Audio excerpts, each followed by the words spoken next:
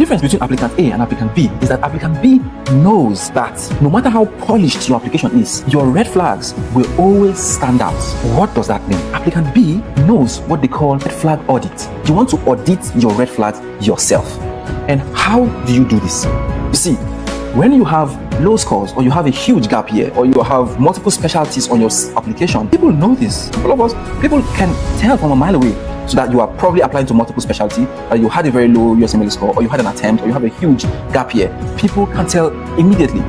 What you want to do is anticipate their question and have answers, 2 to 3 answers for their questions. And that is the difference between applicant A and applicant B. Applicant A ignores red flag and just hopes that the interviewer glances over it and doesn't ask them. No, but applicant B takes charge, takes control, and audits their own red flag. What you want to do is self-monitor everybody. You want to write down your red flags and specifically talk about how you're going to answer the questions. If they come up, have a composed answer. You want to make the answer very succinct, and you want to have an approach to the way you answer your questions about your red flag. They have to be what happened, what you learned, how you grew, right? So what happened, what you learned, and how you grew. But you want to have 2 to 3 versions. And I will say this every single time. Red flags do not kill interviews. It is your silence that will definitely sink you, because a lot of people don't want to address this in their personal statements. They are not comfortable talking about it, which is fine. But because it's a very competitive process, and because people are interested in knowing if you've learned, if you've grown from the red flags, people are interested in knowing what has happened since then.